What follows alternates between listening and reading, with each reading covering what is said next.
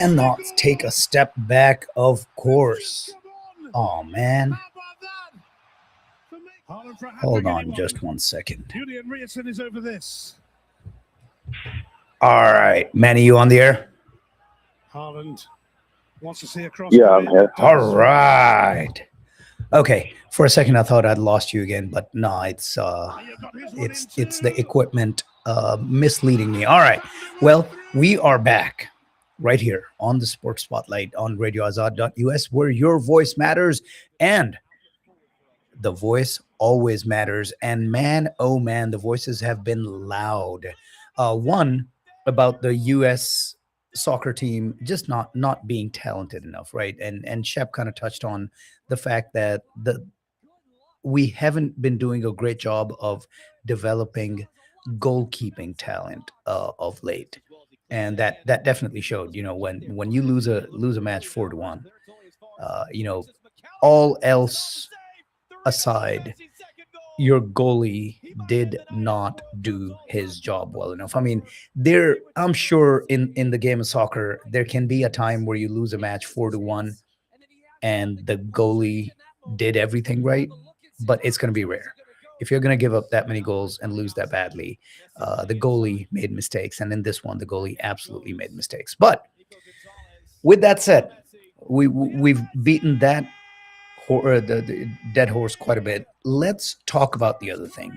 You know, you mentioned the president getting involved. First off, no president. This is not about our president. No president should be getting involved in a international fair competition. Right? That's what it comes down to. This isn't about one person. This is about the process. Right? That just shouldn't happen. But with that said, once it happened, I think it absolutely Manny, you talked about it put extra pressure on our players now, right, to actually perform. And that we know, we've all played sports. We know what that extra pressure does,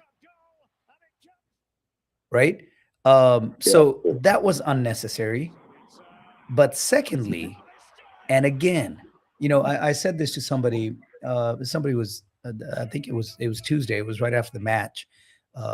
We were discussing that game, and you know, I said that absolutely, I think Belgian players were a little extra motivated. And the person with whom I was discussing this, their counter was, well, if you're playing in a World Cup quarterfinal game and this is what motivates you, then there's a problem. And I said, absolutely not. Look, was the Belgium team motivated to play and win that match? Absolutely. Does something like this, something, you know, underhand, something at least with a feel of impropriety, does that give you extra motivation? Absolutely, it does. Absolutely, it does. Right. So, what are your thoughts on those two things? Both the extra pressure on the U.S. players and then the extra motivation provided to the Belgian team. Yeah, I think you're absolutely spot on. I mean, it's basically equalizing the other end. So you're giving more pressure when someone has the most powerful person in the world, you know, with wars going on and economy and everything. They have time to, you know, Focus on, influence yeah. someone to change a call.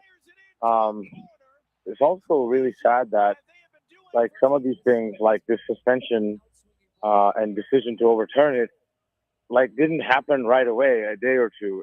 It was literally almost like the day of the match, I believe, when It was we found out. an hour or two Yeah, before. Yeah. that's the other thing. If you're gonna make some kind of decision, you need to give the other team 24, at least 48 hours to make plans and have a different To strategy. prepare accordingly. Yeah. It's not so. It's a double slap. Not only do you go ahead and take back the suspension, but you're also doing it within a few hours where you don't have now any chance to prepare. So I'm sure they took some contingencies, but they were certainly, I don't believe, thinking it was going to be overturned. Most of the world wasn't thinking, because we were all shocked the day we Yeah. woke up and were like, what precipitated that? I'm not sure if it was not just the president, but in the media sphere, it sounds like there were some channels and some personalities were asking for it.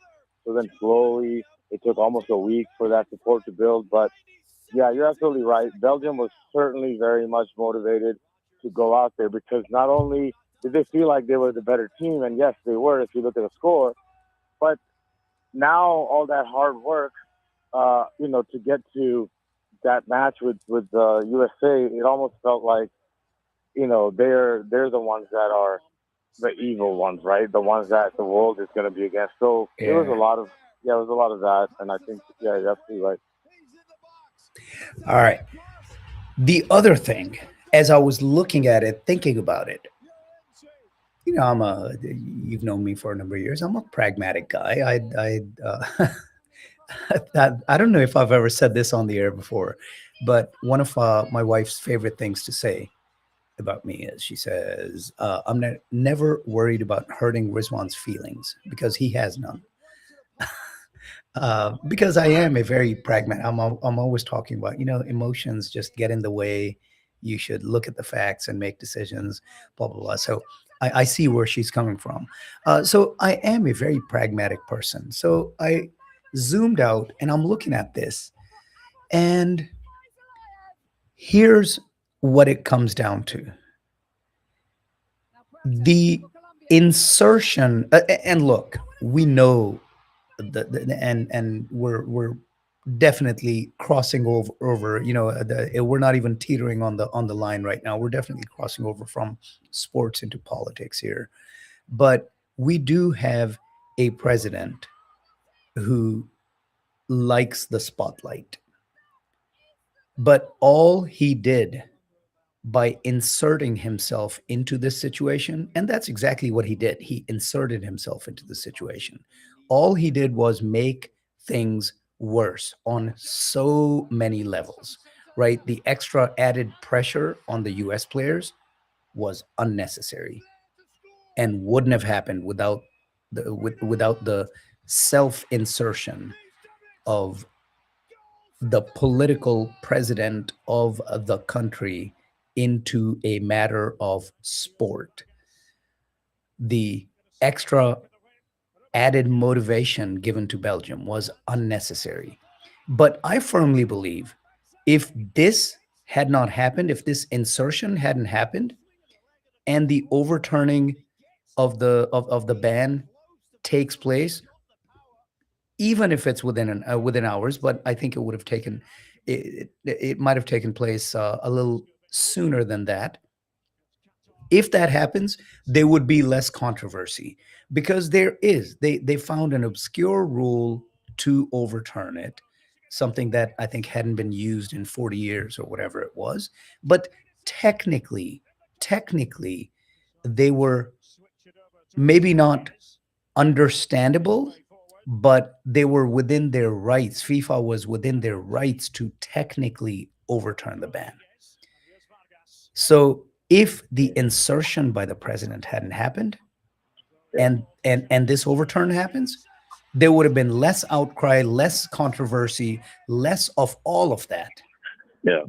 So it served no purpose except a triple harm. It harmed so many things, and I just that's what it comes down to. We need to leave politics out of sport.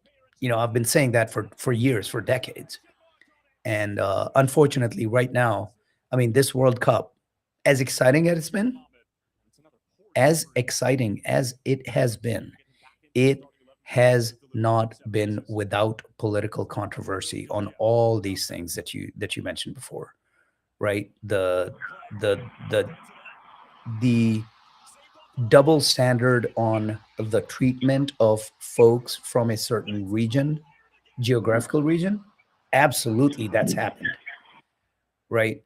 The unequal application of the rules, where at least it seemingly looks like it is geopolitical, absolutely. Now, you could say that it's not geopolitical. It's just that those teams are the second tier team, as opposed to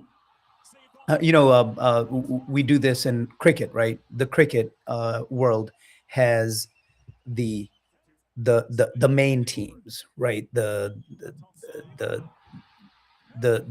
8 or 10 teams: England, Australia, South Africa, Pakistan, India. Mhm. Like those are the main teams, and often they will get slightly favorable a favorable treatment, as opposed to a Ghana or a Ireland or a Scotland, because they're the young up and comers. They're not established. I get it. And I will certainly say that part of the argument here could be that Egypt is a less of a legacy team than Argentina is, and maybe that's all it is. It's just that uh, you know I think we can have arguments both ways, that yes, there was a unequal treatment due to geopolitical reasons, but there was an unequal treatment due to your legacy status within the sport. And those things, the Venn diagram for those two things is almost a circle.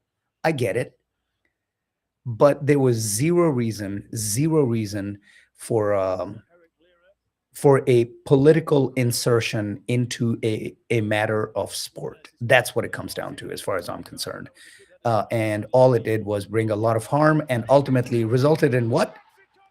The Belgians mocking us and our president after beating us, doing the YMCA dance. That's embarrassing, right? That's embarrassing to me as an American. Like I didn't want to see that,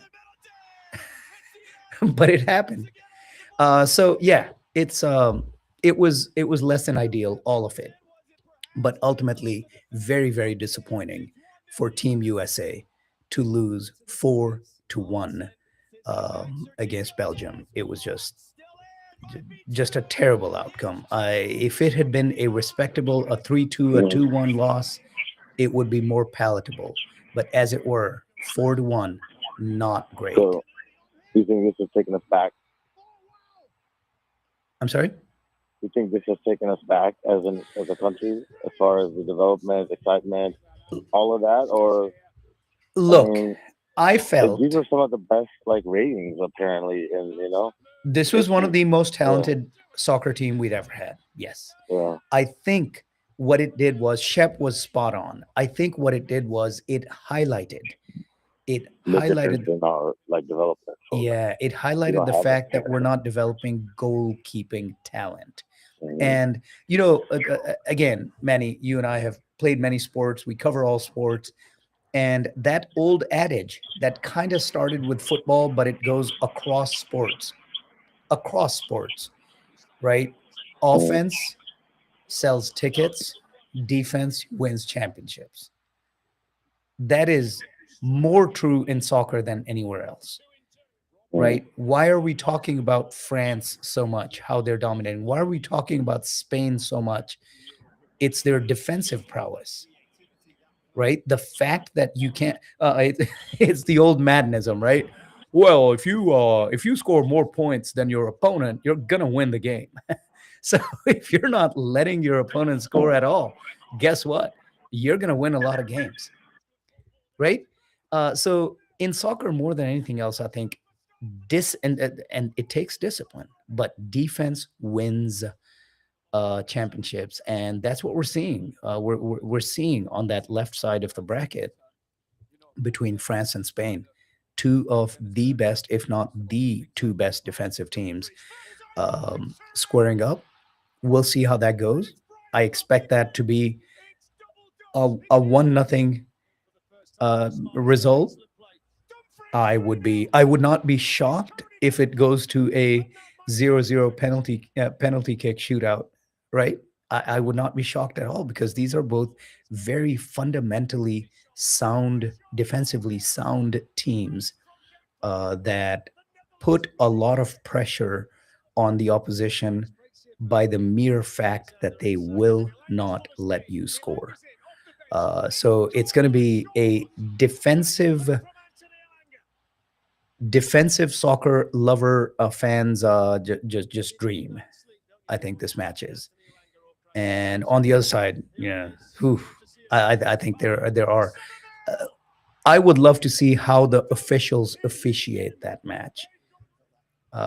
If Argentina continues to get away with as much as they have, or if that comes to a stop.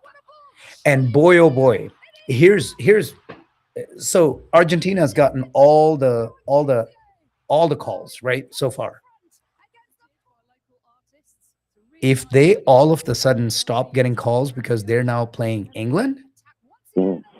boy, that just highlights the whole intentional unequal application of the right. If it's if it's Argentina against Egypt, Argentina gets the call. If it's Argentina against England, England gets the call. Then we've got bigger problems, right?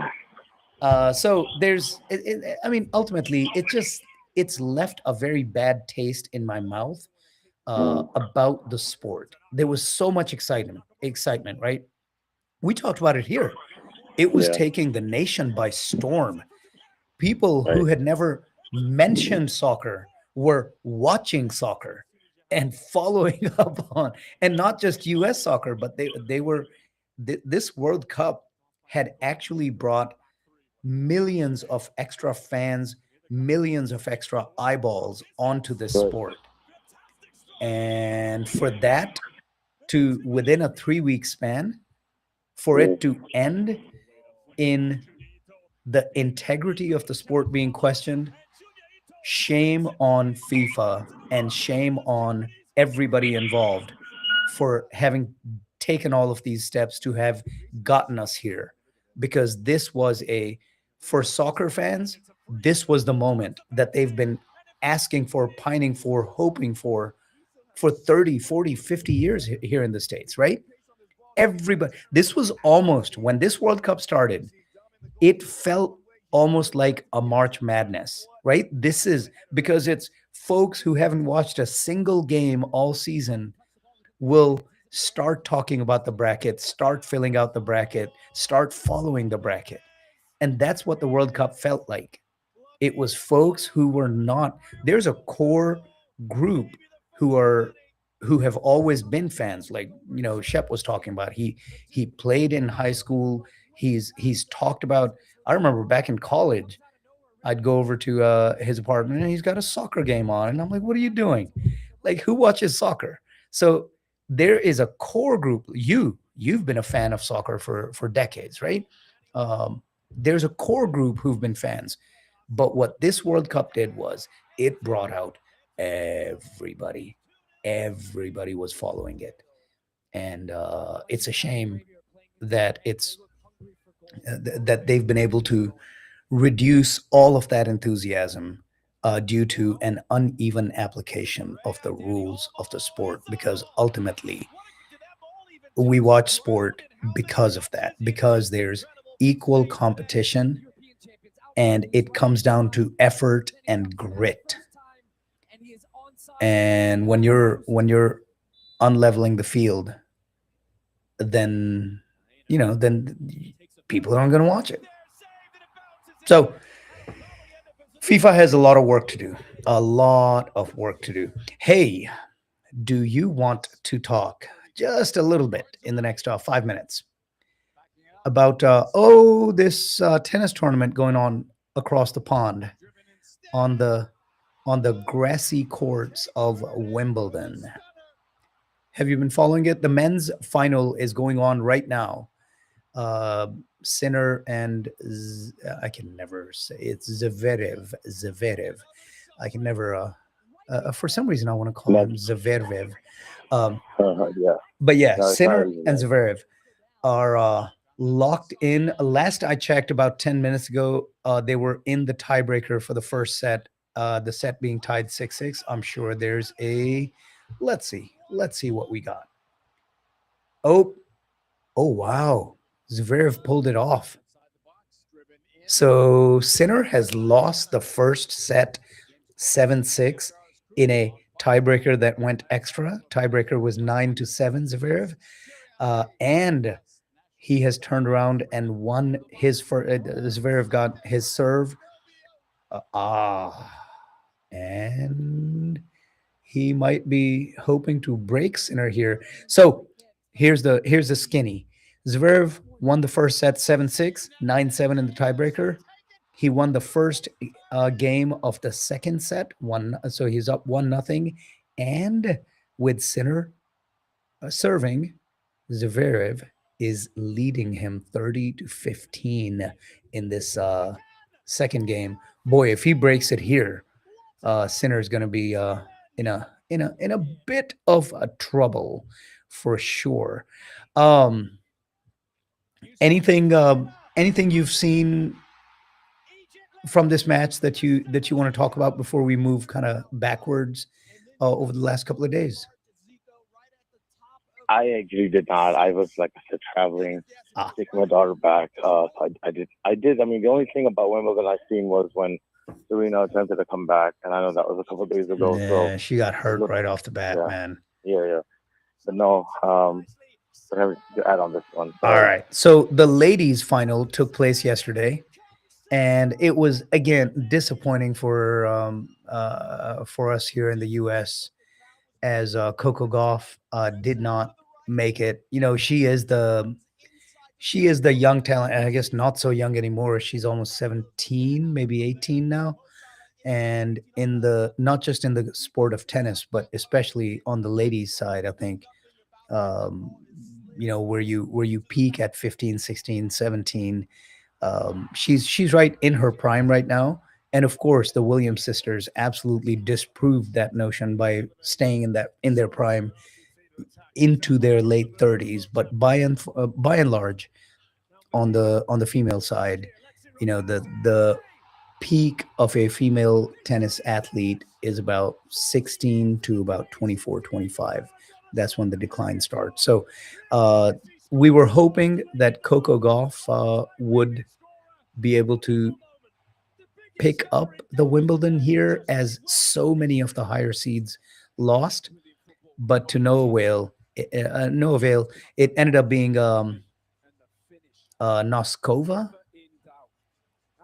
and Mukova, the number 9 and the number 10 seeds, ending up going up against each other, and the 9 seed Noskova wins it in 3 sets, 6-2, losing the second 7-5, and then winning the third easily 6-3 again. So the 9 seed Noskova, Linda Noskova, pulls it off, wins it for the ladies, and the men's side is happening, as I said, right now. And we'll see which way it ends up going. But we'll see that after we come back from this break. Manny, always a pleasure, man. Thank you for your insight. And hey, look, semifinals coming, 3 matches left in this World Cup, and we will be here to break all of those down when we come back next Sunday at 10 a.m. Manny, always a pleasure. Enjoy the rest of your Sunday. Thanks, buddy. Thanks for having me. Have a good rest of your day. Of course. Thank you. All right. That was Manny from Kansas City. Always a pleasure to get his insight on the world of sports. I'm your host, Rizwan. Here comes a break. We're going to come back from the break. Maybe Rahul will join me. Maybe not. We'll find out. But regardless, we're going to swivel the spotlight over to the world of cricket and talk a little bit of cricket when we come back. You're listening to the Sports Spotlight on Radio Azad.